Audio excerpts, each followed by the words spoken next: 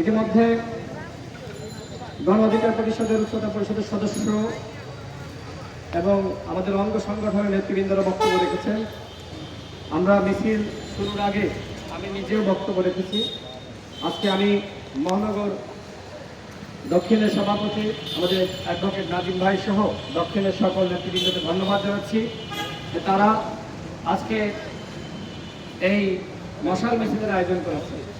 এখন আমাদের বিক্ষোভ মিছিল শেষ হয়েছে। আমাদের নেতৃবৃন্দরা অত্যন্ত ক্ষুব্ধ ছিল। তাদের অনেকে চেয়েছিল জাতীয় পার্টির কার্যালয় ঘুরিয়ে দেবে, কিন্তু আমরা দায়িত্বশীল জায়গায় থেকে সেই কাজটি আমরা করতে দিতে পারি না, যে কারণে আমি তাদেরকে নিষেধ করেছি। কিন্তু একই সাথে সরকারকে 24 ঘন্টার সময় দিয়েছি। 24 ঘন্টার মধ্যে আমাদের বিরুদ্ধে যে মামলা করা হয়েছে সেই মামলা প্রত্যাহার করতে হবে। একই সাথে যে ম্যাজিস্ট্রেট এই মামলা গ্রহণের নির্দেশনা দিয়েছে তাকে প্রত্যাহার করতে হবে।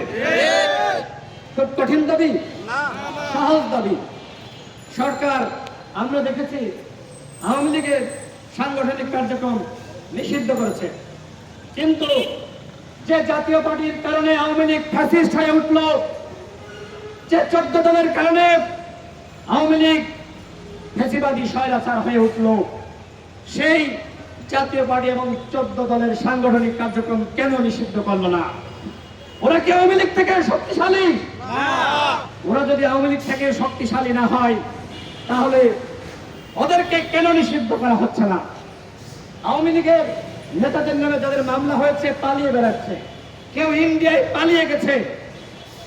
স্বয়ং ওবায়দুল কাদের সে বর্ডার ক্রস করে পালিয়ে গেছে।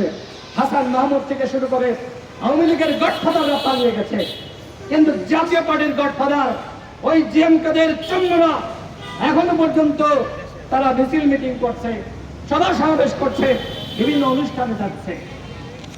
স্বরাষ্ট্র উপদেষ্টা জিএম কাদের কাছ থেকে কত টাকা খেয়েছেন, চন্দ্রর কাছ থেকে কত টাকা খেয়েছেন?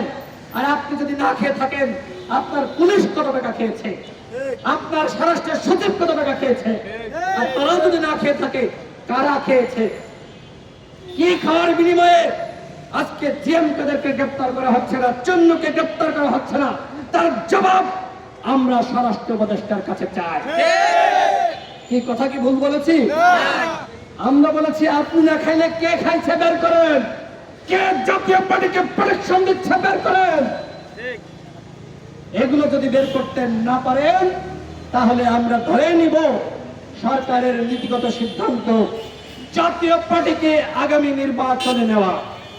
আর এই কারণে এখন তারা জাতীয় পার্টিকে প্রোটেকশন দিচ্ছে। সরকার যতই এই জাপাকে প্রোটেকশন দিক না কেন, আপাকে কিন্তু দেশের জনগণ রক্ষা করতে দেয় নাই। পুলিশ চেষ্টা করেছিল, অনেক বাহিনী চেষ্টা করেছিল, ওই সচিবরা চেষ্টা করেছিল, আপার কিন্তু রক্ষা হয় নাই। এবার জাপারও রক্ষা হবে না। কথা ক্লিয়ার।